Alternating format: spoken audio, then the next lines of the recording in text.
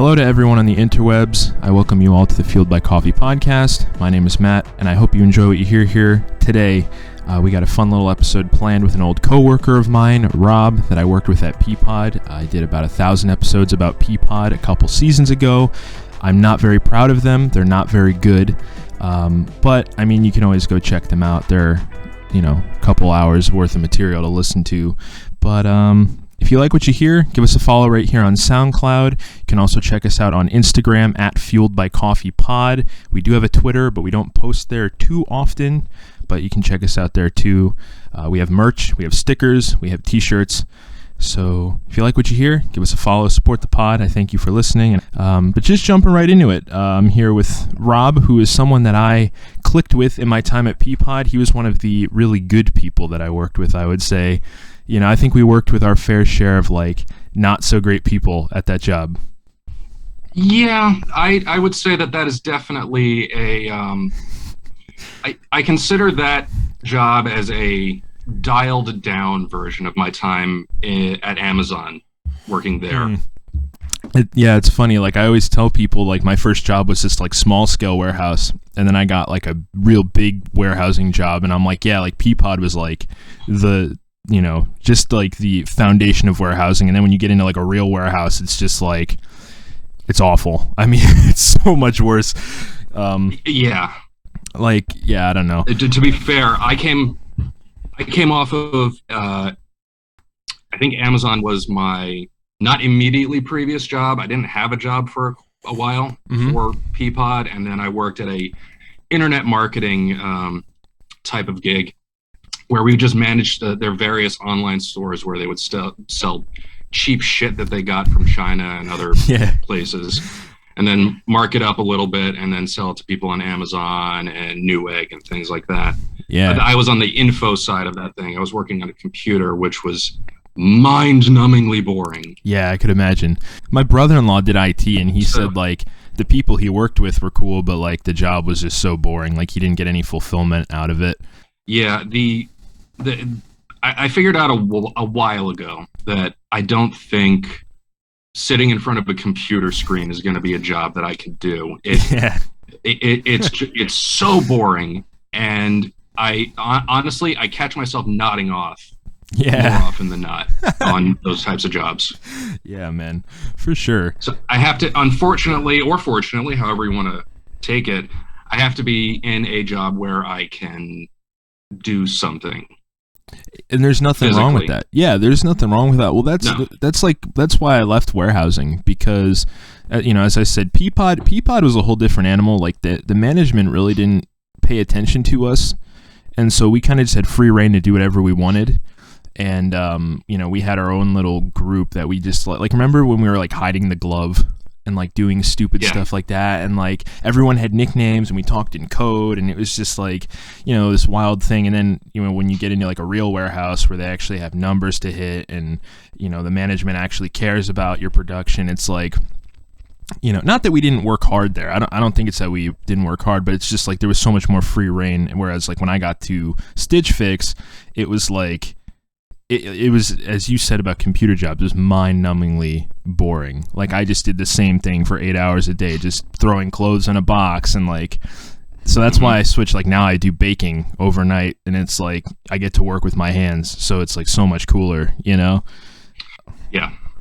You'll by the way, you'll have to forgive me. I forget a lot of names from people we worked with at Peapod. Oh, you're good, man. You will have to refresh my memory with certain. I remember people as by their character type in my head. yeah. For lack of a better way to put it. Nah, man.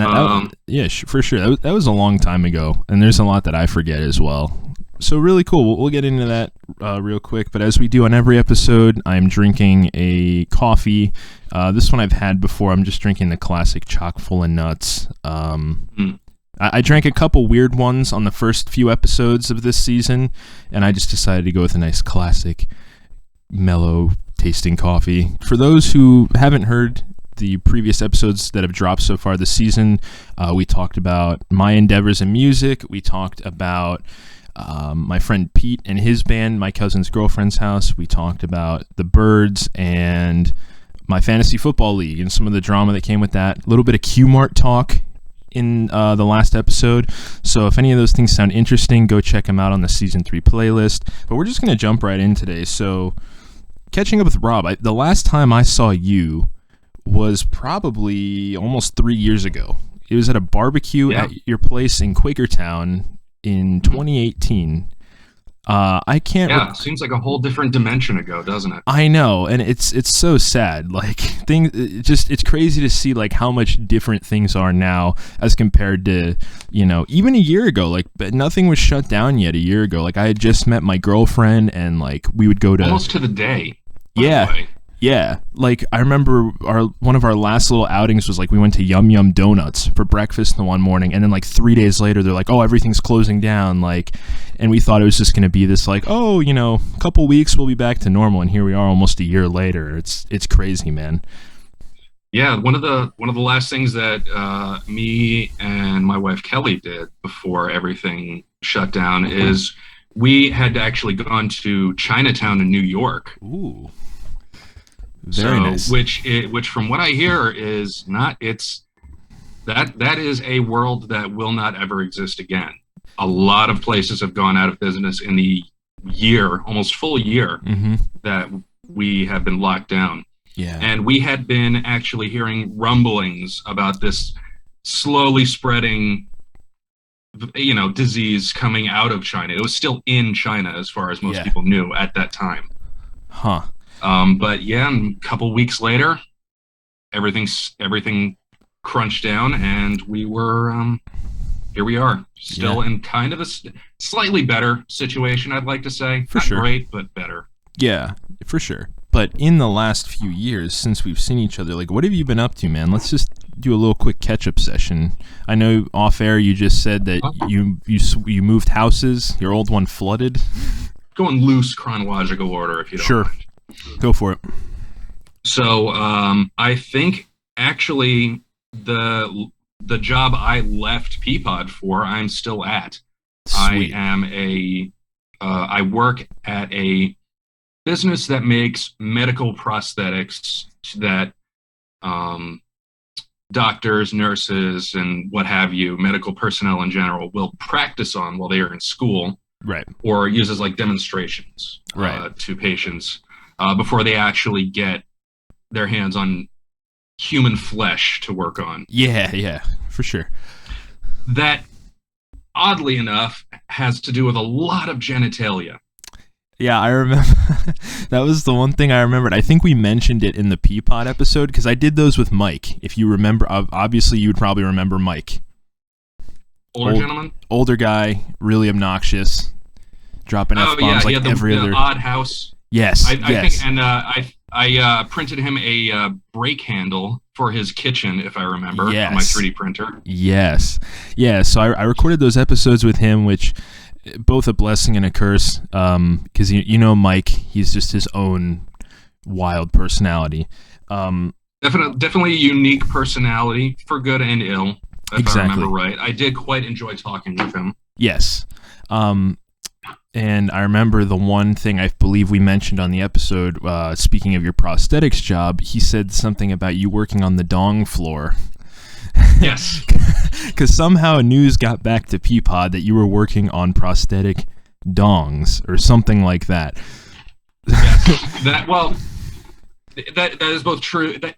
Here's the context. I was keeping track. That was actually a couple phones ago.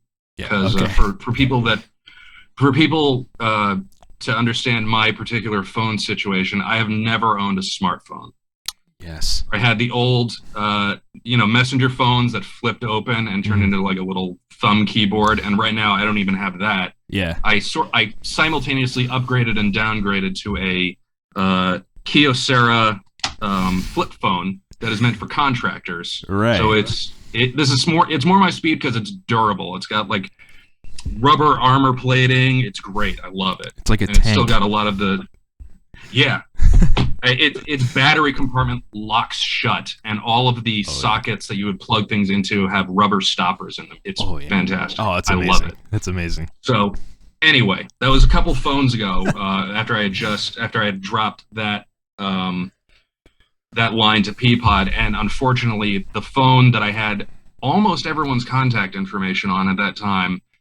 It literally snapped in half. The hinges wore out on it. I had been using it for so long at that point. Yeah. And it just stopped working. So yeah, that was the last communique that I had sent to my previous coworkers at Peapod, specifically Mouse, I think. Oh, Mouse. You know what's really sad? We forgot to mention her on the episode. Like, literally, I sat there for a good hour before I went to record this episode with him, and I had a list. I compiled a list of every person's nickname that I could remember. And Mike did the same, and somehow we skipped her, and I have no clue how. Because she was like my mom at work. You know, she was always like pretty great. She was always like looking out for, you know, all of us younger people, you know. Not that she was old by any means, but no. Huh. Interesting. Yeah, but although she did have way more energy than you would expect for someone her age. Oh yeah. She was one of those people. Oh yeah. Well, yeah, like I was always told growing up, there's two ways to age. You can either age, you know, miserably, or you can age and just do as much as possible and be super happy with your life, you know. And she was definitely the latter, which was really nice because that place was definitely very drab working there. But anyways, getting back to the chronological series of events in your life. Yeah, I had sent her a picture, actually a series of pictures of what they were doing with the Rejected Genitalia, which is a fantastic band name, if anyone wants to take that out there, that would come out of the molds. Yeah. Somebody at one point got a hold of some googly eyes, so those were applied often. One, I believe, was tied to the pull string of the light fixture in one room. One was shoved into some random pipes on the wall for people to find. They would find their ways to all sorts of different places. That's awesome. So, like, it sounds like you work with a pretty cool bunch of people there. Yeah. They are way more mellow than pretty much every other job I have ever had. They're cool with me doing my own thing. Just do your work. As long as the work gets done and the orders get filled, who cares what you do in the in-betweens? Nice. I can listen to whatever I want. Usually on my headphones, because I have some older people who enjoy the classic rock kind of situation, just be playing ambiently. Yeah. I will usually listen to a podcast or some really, to me, it's probably weird music. It's eclectic. We'll call it eclectic. Oh yeah, for sure. Not usually everyone's flavor of music, so I usually just keep it to myself via some earbuds. Sure. I spend my days making flesh cubes, genitalia, and all sorts of other things. Nice. That was the immediate aftermath of Peapod, and job-wise, I've been there ever since and loving it. Broad strokes, I've just been working on personal projects. I run an Etsy shop, and I also have a Facebook page where I build stage props and replicas of things from TV shows, movies, anime, and whatnot in my spare time, just for a little extra coin. Plug that so that if people are interested, they can check it out. Oh, yes. It is Squishworks Studios on Etsy and Facebook. There is a DeviantArt page, but I don't think I've even touched that thing in years at this point. That's how I am with Twitter. Yeah. I don't think I have a Twitter account, but I've never done anything with it. It just seems... Yeah. It's a time suck, and it's really negative, so I try and stay off of it. Yeah, that's the impression I get. Yeah. I got introduced to and fell in love with a event called Wasteland Weekend. I believe I went my first time while I was still working at Peapod, either that or very shortly after, because I feel like you and me talked about it one time when we were playing Destiny together. We did talk about it. I feel like you were about to go like right before you left or like right after you left, and then we played Destiny shortly after that. Gotcha. Okay. And then, yeah, I feel like there was, I don't know, I don't think it was that one, because that one was across the country, right? That was like more West Coast. There was a convention that you had invited me to go to, and I was like, oh man, like, I don't know. And like in hindsight, I'm like, why did I not do that? Because like, I mean, at the time, I feel like that's what I like to consider my past life. A lot has changed for me, and since 3-4 years ago, and like I was a lot more like, I don't know, a lot more of a homebody. Didn't really taking I wasn't like as spontaneous as I am now. I wasn't like, yeah, like let's just go on a wild adventure, you know. So I feel like me now, I would have been like, let's do it, man. Like, but at the time I was just concerned with the wrong things. So I can't remember if it was Wasteland Weekend or if there was another convention. I want to say it was either, because I was selling at a couple conventions that year, and I have since then at a couple different. It was either ZenkaiCon in Lancaster or PsychoCon, which I forget where that was because it changes every year. Yeah. Well, so what was Wasteland Weekend? What was going on there? That was Mad Max themed, correct? Yes. The best way to describe that is that it is like Burning Man, which I think you know about Burning Man, right? No. What is that? Okay. Well, it is like Burning Man, only Mad Max themed. And for those of you out there who don't know what Burning Man is, it is a yearly festival in the middle of the desert, and a bunch of people congregate and basically build a small city-type situation that lasts approximately a week, a very long weekend. And then they bring all sorts of like art installations and they do activities and all sorts of stuff. And then at the end of the event, they all pack it up and the whole thing evaporates for another year. That's crazy. This one in particular is specifically Mad Max / post-apocalypse themed. So you can either come by yourself or you can go with a tribe, which is a group of people that usually follow a theme of some sort. I was introduced by a friend to this concept, and we found another friend who goes to this on the regular, and he belongs to a tribe called the Dauntless Express Corps, which their lore for the event is that they are like a delivery crew, and they're actually fairly well known in the community. They have a compound camp inside the gates of the event, which is a big deal. So they're one of the big theme-focused events. If you're inside the gates, it is advised that you be as on-themed as possible. And there are even a couple tribes that are specifically themed off of Mad Max characters. Like there's a Dogs of War tribe, which another one of my friends named Scott belongs to. There is a Immortan Joe tribe from the newest Mad Max movie. Okay. There's a dude who dresses up exactly like Immortan Joe, and a couple of the celebrities from that movie actually showed up one of the years that I was there, dressed in character. Oh wow, that's really cool. I said hi to the dude, one dude who was dressed up as one of the sons of Immortan Joe, and I said, "Hey, dude, what's up?" And he was like, "Argh." And it was the actual guy. I had no clue until after the event. That's really cool. That's awesome. And there are all sorts of stuff. The Dauntless Express Camp runs, I guess, the event board for the whole event. There are the official events, which comparatively speaking are few and far between, and then there's like the tribe-based events where certain tribes, if they're of a certain size, can hold their own events or workshops or what have you.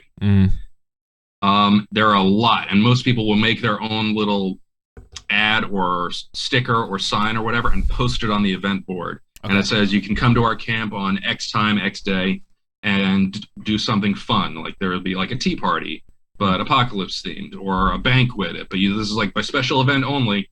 And I got invited to one of those events because I had brought some of my body parts from work that have been rejected, and those things apparently go like crazy out there.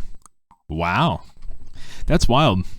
That's super cool though. Like, oh man. Like I think it's really cool that there are people out there who have, interests like that they're so passionate about, and then the fact that there's events like this that you can go to and be a part. It's literally like a complete form of escapism almost. You know, because like you're trekking somewhere far away potentially, and like you're basically setting up and living as like an alter ego.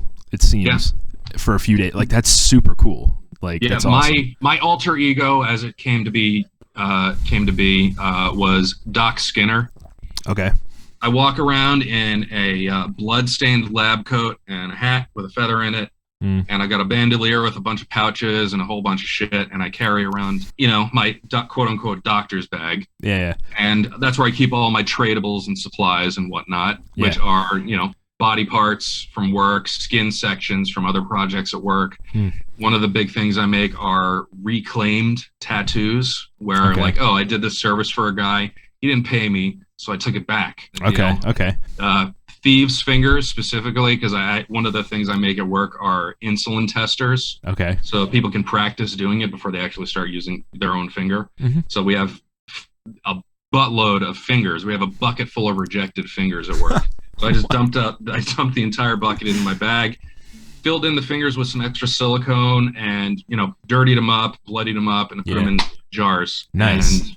People seem to like those. Really cool. So you're basically just living a real life RPG at this point. Yeah, that's kind of what it is, actually. That's awesome. That's really cool. So what else? What else has been going on before we jump ahead? I wish I could say that a whole lot was going on, a whole lot of different stuff. It was just doing whatever cool thing came up, wasteland weekend for whatever reason, conventions, things of that sort, for a while, and then unfortunately, as most of you know, COVID hit. Yeah. And things have slowed down considerably. Can't really go anywhere. I have participated in a few virtual conventions where they have a virtual dealer's room. I send pictures of some of the stuff that I can make. I provide links to my shop and my Facebook page, and then that usually provides a nice boost in extra change for a while. Okay. That helped. For the first, I'd say, 3 months after the lockdown hit, I was completely unemployed because, we didn't know what the hell was going on at that time. We didn't know how contagious this thing was. We didn't know how far we had to be from each other, things of that sort. Yeah. And nobody was buying body parts, oddly enough. Yeah, for sure. So we, after that, I did various things, worked on cleaning up the old workshop. That ended up being a moot point because of the flood. Yep. But in the middle of the whole COVID situation, our house got flooded when Isaias came through, and we had to move into a hotel. Rough. For months, and we started looking for a new place. We found the place we are currently in. It is 100 times better than the last place because we've got a landlord that is actually pretty cool. I'm able to do my work again. I have a better-ish workshop in the top floor of our house in the attic, and here we sit. Sweet. Very cool, man. Very nice. Yeah, I noticed your shelf behind you, and I see lots of Transformers, and yes. That was the one thing I remembered. So us working at Peapod together, for those who haven't heard the episode, and as I said earlier in this episode, Rob is one of the few good people I worked with. And what I mean by that is we had some really lazy people that we worked with, some people that were just nasty to be nasty, people who, were just not good people. Like they, I don't know, man. It was just a pain to go to work because of these certain people sometimes. But you and I think you were one of the people that I bonded with because you were just so down to earth. Like, I feel like we were both just kind of like on the same level in terms of like, we didn't have real big egos and we were into really kind of like nerdy stuff. And I don't remember how it started. I think maybe we started talking about like Destiny, because that was like the big Destiny 2 was like the big thing, or maybe even Battlefield. I don't even remember. How did you get into the 3D printing thing? Because I don't know if we ever officially talked about that. Oh man. Well, I mean honestly, I just always thought it was really cool.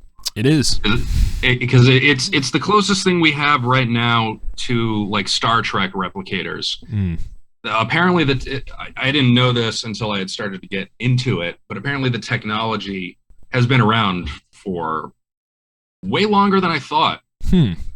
It's just, it only started to become cheap enough and available enough to the general population, within the past couple decades. Right. Okay.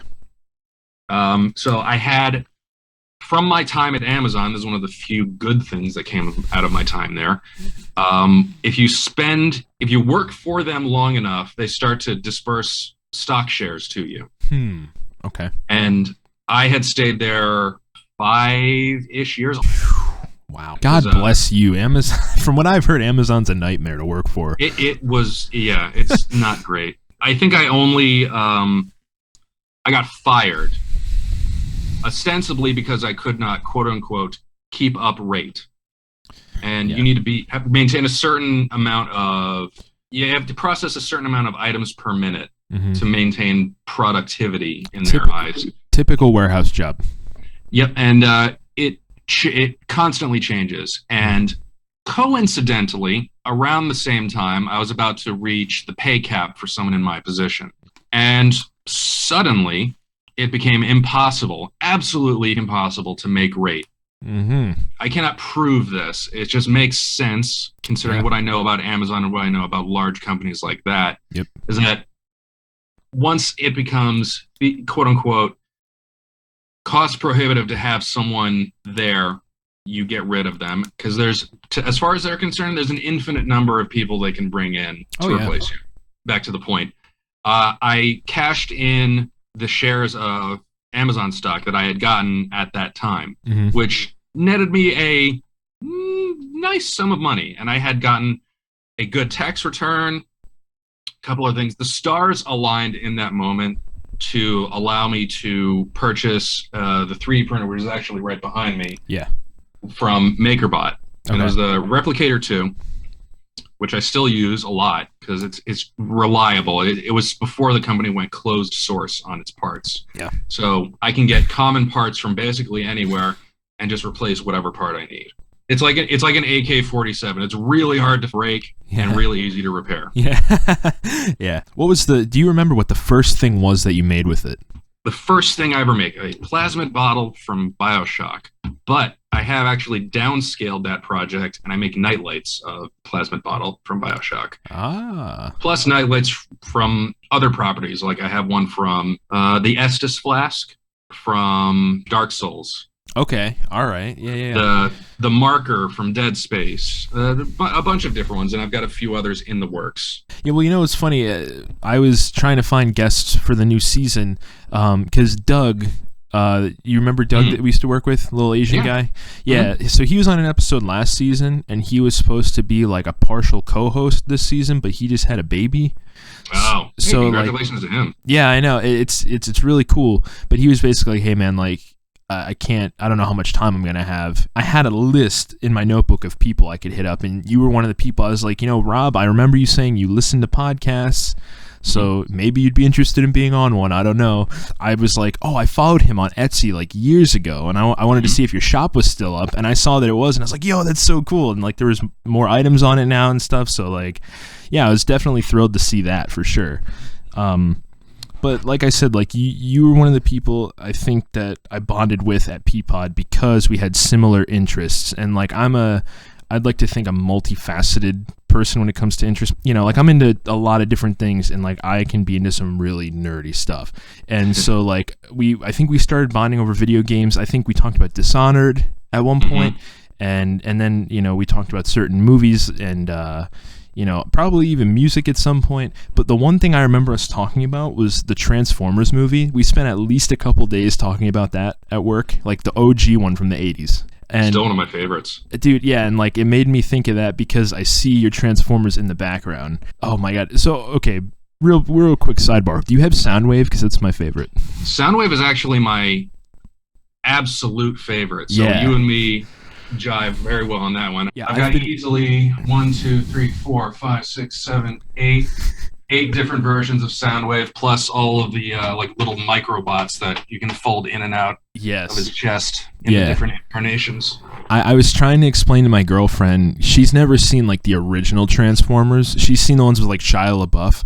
I was trying to explain to her like Soundwave. I was like, yeah, in this movie, he like has little cassette tape Transformers that come out of his chest, and then they transform. And she was like, what? Like she didn't really get it, but I was like, yeah, it's like the coolest thing ever. And so like Soundwave always a favorite. For Christmas, my brother-in-law, I actually have a Funko Pop collection, and my brother-in-law actually got me for Secret Santa the Starscream Funko Pop, because apparently they have ones at like some are exclusive to Target, some are exclusive to GameStop, and the Soundwave one is exclusive to GameStop. So I'm like on the hunt for that currently. But yeah, super cool. Did you know that there is a Soundwave MP3 player? Mm-mm. Yeah, I found out about that a couple of years ago. I've been trying to find one for a non-exorbitant amount of money. It's nearly impossible. Yeah, well, that's oh my god, that's how it is with some things. Like I've been on this retro gaming kick recently, and so I've been playing a lot of GameCube, and that's like GameCube games are really hot right now for some reason. I don't know why. Really? Yeah, and I for reasons I've read, some of the reasons are like because people were shut in from COVID and they were going on like a nostalgia kick, and they're like, oh, GameCube, and so the market went up for them. Like there was a game I remember I had looked at buying maybe a year or two ago, and it was maybe only $15, and now it's like double the price. Like I think I paid like $35 for it last month.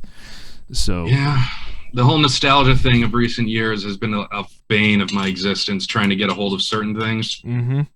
I remember a time when I was young where you could get Transformers or whatever toy you were looking for on eBay. Oh yeah, for nothing. Mm-hmm. Nothing.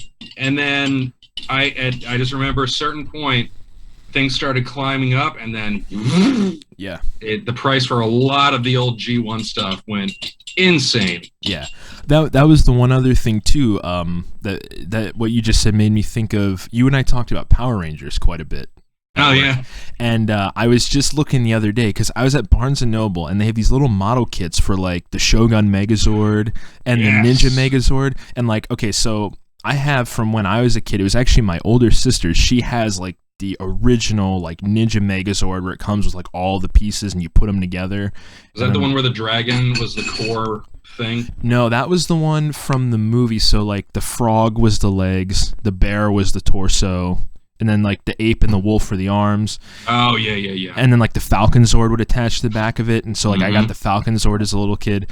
But recently I saw those model kits at Barnes & Noble, and I was like, they're only about $70, which is not a bad price, considering like I looked on eBay the other day, and a Shogun Megazord on eBay right now is going for like at least $80 or $90, and that's like missing pieces. Jesus. Yeah, like complete ones. I saw a complete one for like $1,000 on there.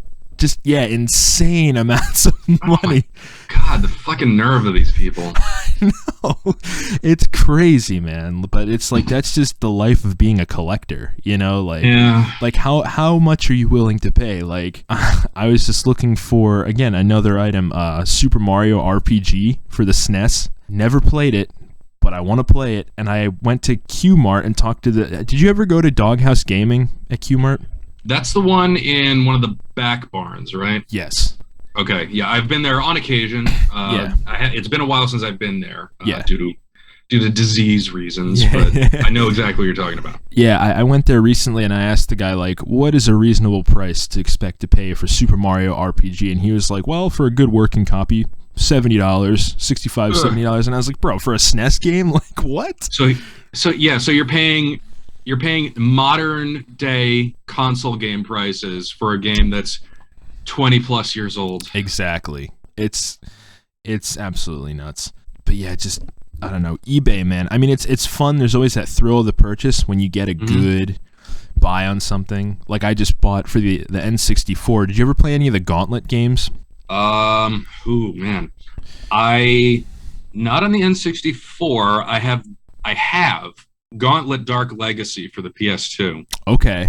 Which was the, I guess, home version of the Gauntlet Legends arcade game that you would see at arcades at the time, which I loved. Yeah. And that's the only Gauntlet game I've ever played.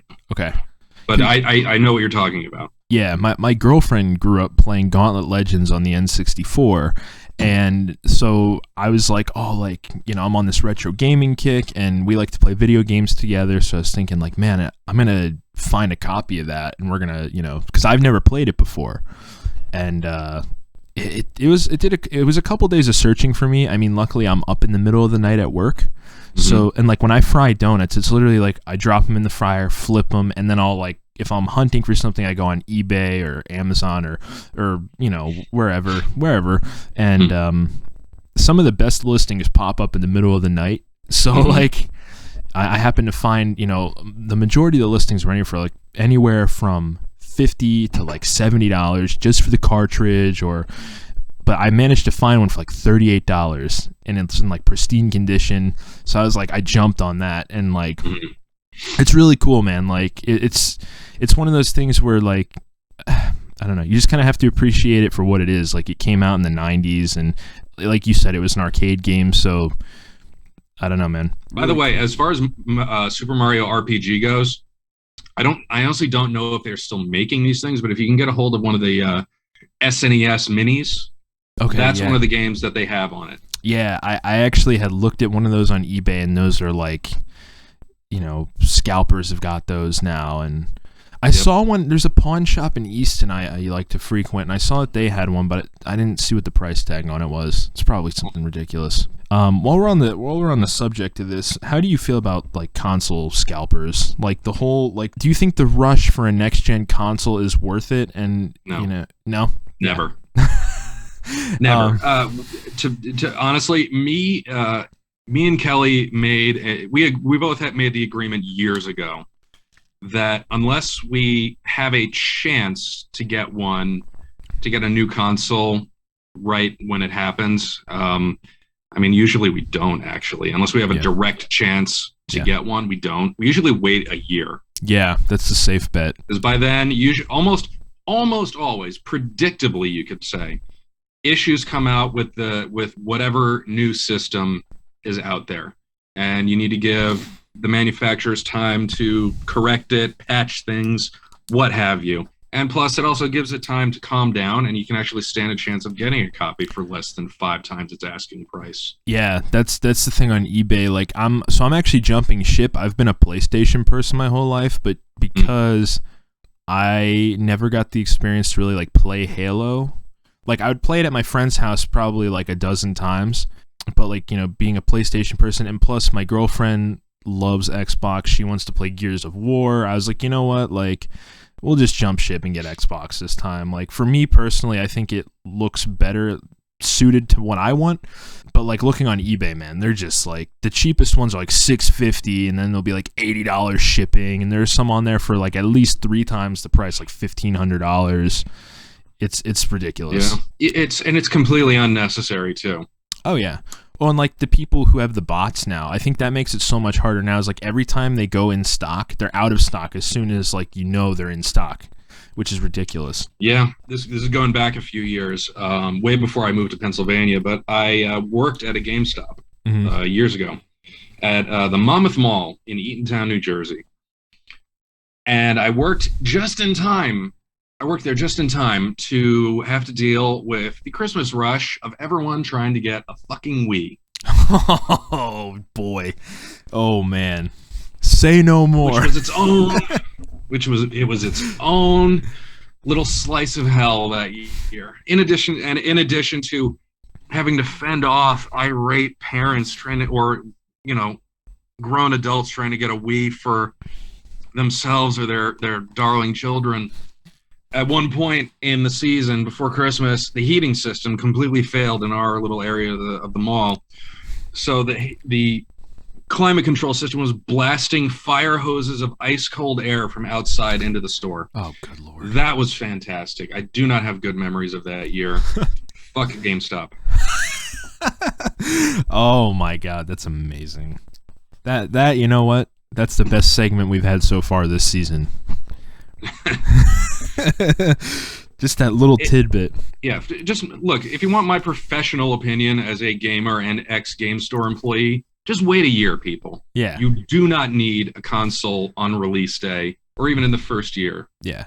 Because the companies that put these out, Sony, Microsoft, Nintendo, they have a rough idea of what the issues are going to be, and then a lot of issues that they have no idea what. Like what happened recently with the Switch? Oh yeah, they were just like bending for some reason. They would develop a mysterious bend I've never. Or the little controllers wouldn't track right. Yeah, that I've heard about.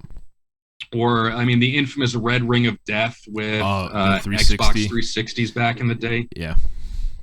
There's always quality control issues, which will rear their ugly head inevitably in the first year, and then they will update it. And hey, if you get super lucky and held off for more than a year, you may get the compact slim version of the console that they always put out. Real quick before we move forward, have you ever played Shenmue?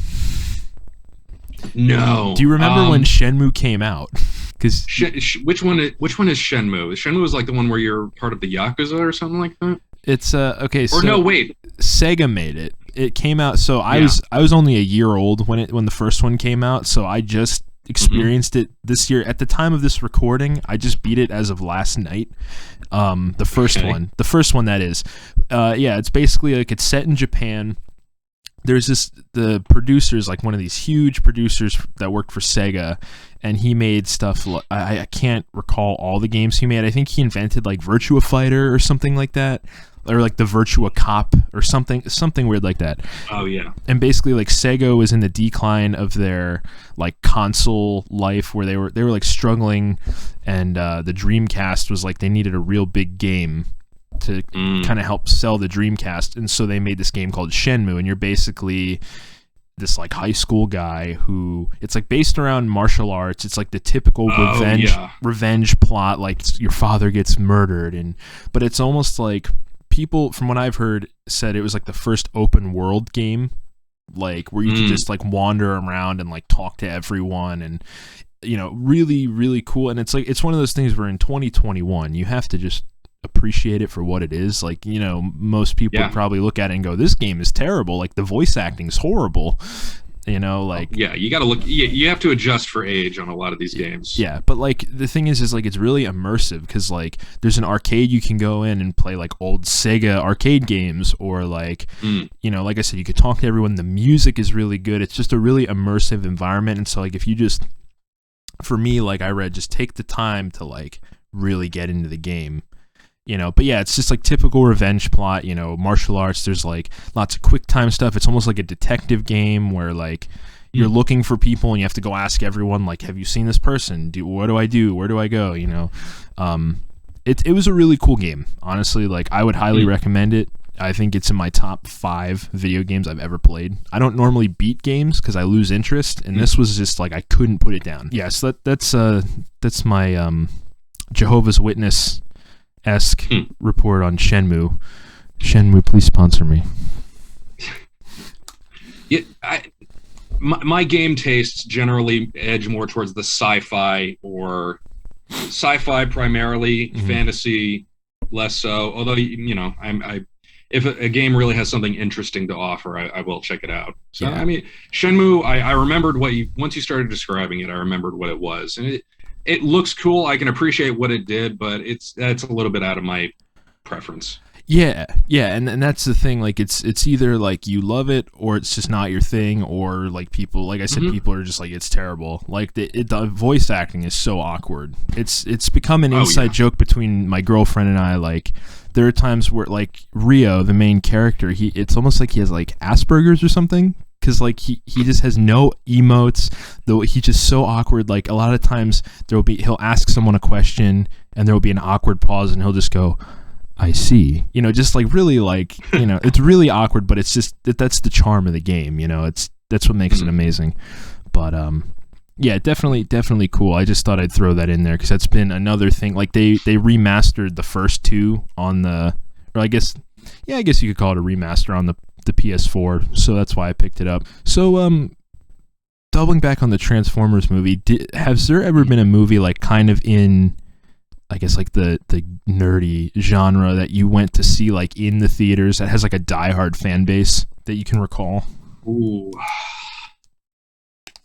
in the theaters, that's a tricky one, because I mean I don't believe it or not, up until recently, even though the Transformers movie is one of my favorite movies, I only saw it in the theaters recently because they had, I think according with its like 30th anniversary or something like that. Okay. Oh man, as I say that, I can feel the cold, icy grip of time creeping up over my heart. Shit.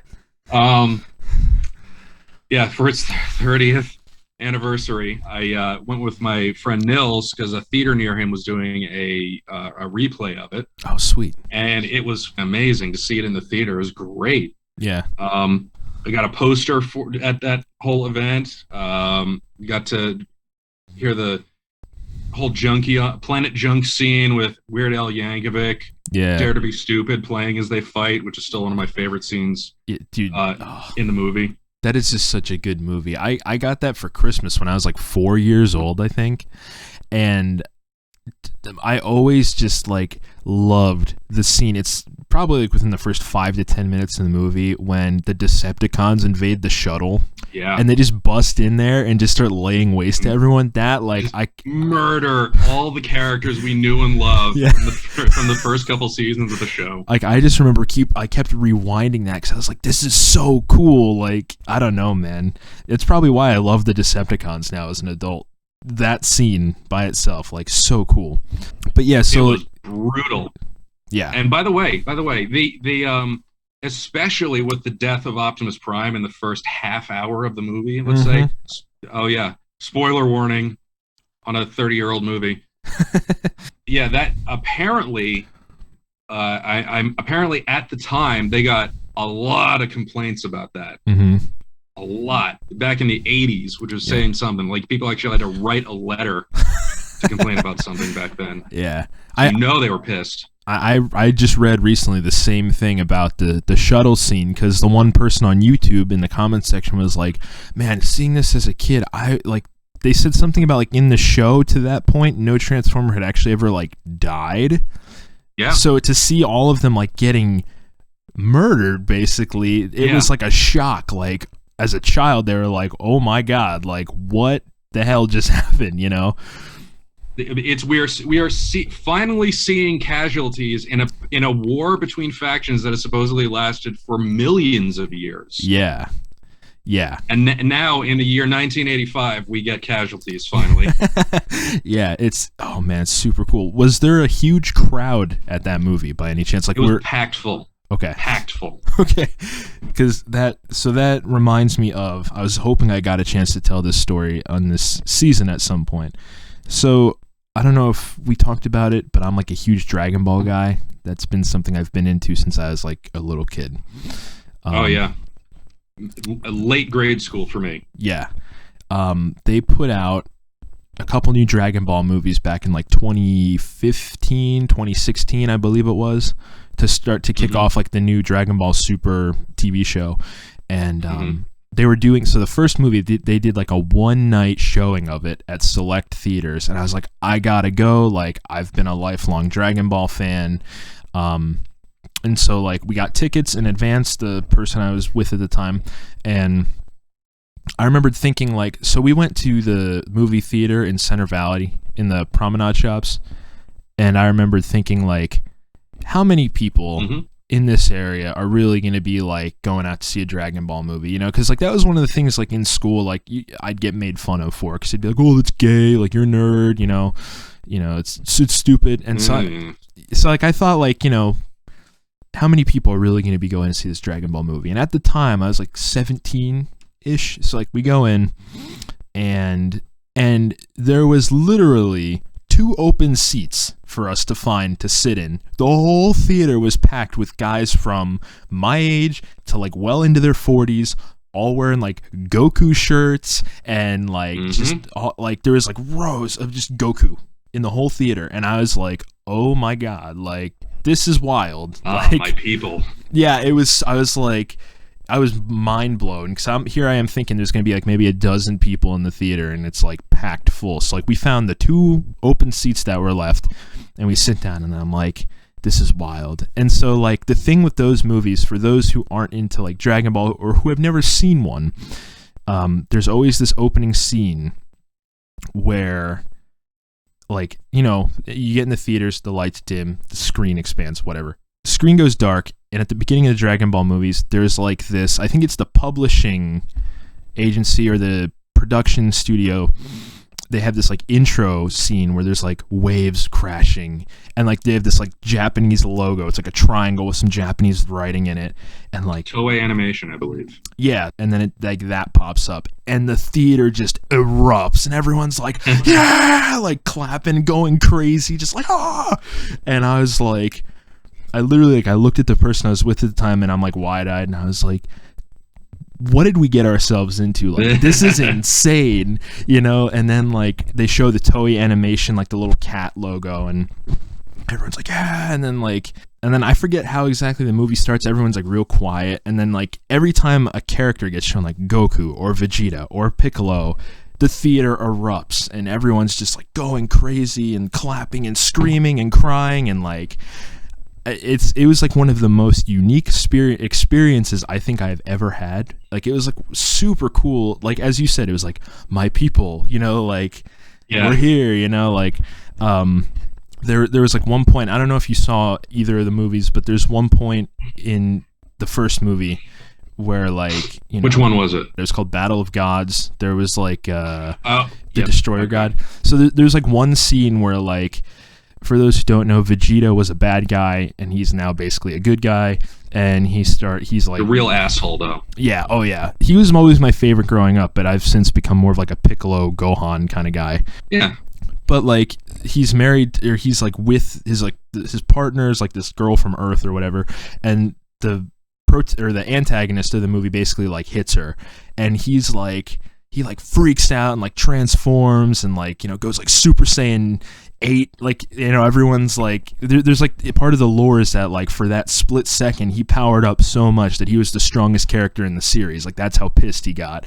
And I just remember the whole theater erupts and everyone's like screaming and clapping, and like me at the time I was still like really reserved and like, you know, kind of socially awkward in a way, so like I was just kind of like sitting back observing.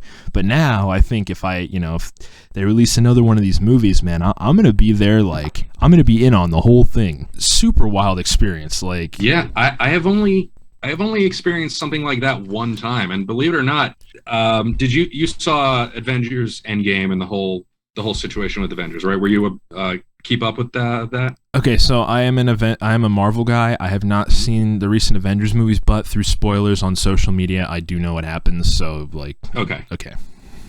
So me and Kelly have been keeping relatively. We try to see at least the major movies, or at least ones that's people say are really good. Mm-hmm. So we saw both Avengers, the last two Avengers movies, Infinity War and then Endgame. Yeah.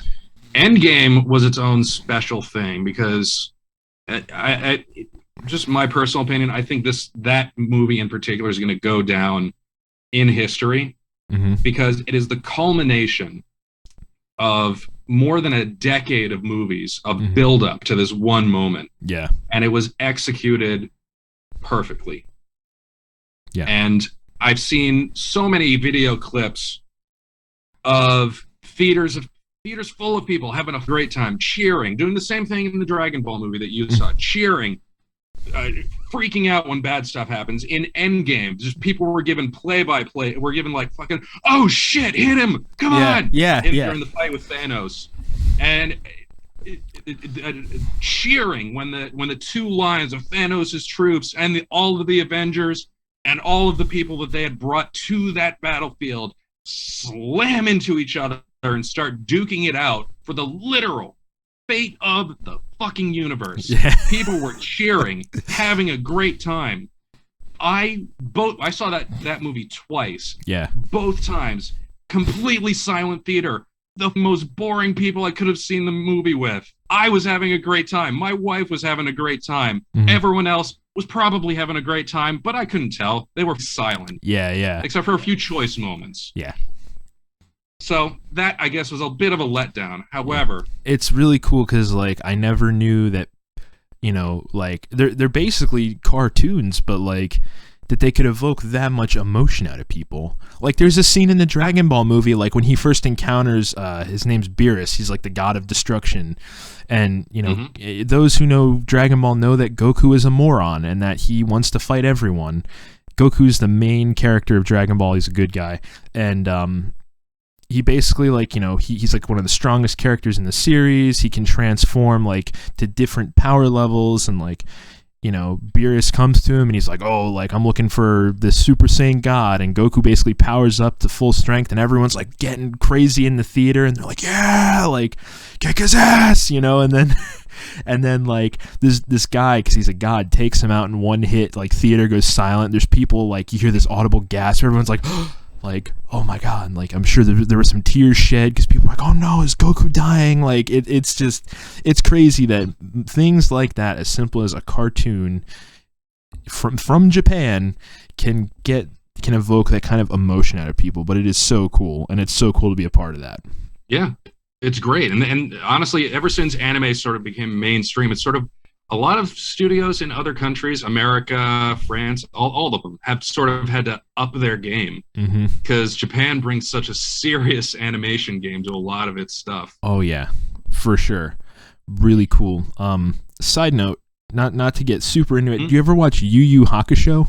Oh man, that was one of my favorites back in the day. I just got into it a couple months ago. It is so good. It is so good. Yeah. I think we're out of time for this episode. But there's always room down the road for more episodes, because I'm always looking for people to record with. We will get into this was fun. We will get into cryptids on a future episode, because I definitely want to get into that, because that's not something that I'm well versed in. So I am interested in learning. I'm ready to learn, or just to listen. My favorite one is the Jersey Devil, because that was the local monster from where I grew up. But I know a little bit about other ones. Yeah. But we'll get into that in a future episode. I think this was really fun, really good episode. Rob, thanks for coming on. Like, really great getting to catch up with you. You know. Yeah, absolutely. This was a lot of fun. This is my first podcast that I've ever been a part of, and it was a blast. Awesome. That's what I love to hear, man. For those listening, I thank you. If you got to this point, I hope you enjoyed what you heard. If you did, drop us a follow here on SoundCloud. Check us out on social media, Instagram, Twitter. Like I said earlier, we have merch. Shoot me a message on Instagram if you would like something. And just be on the lookout. We post every 2 weeks. We're in the midst of season 3 now, and I believe the next episode is Aaron. We're going back to my co-host, Aaron. So join us in 2 weeks for the next episode. Hope you enjoyed what you heard, and I will see you all on the next one.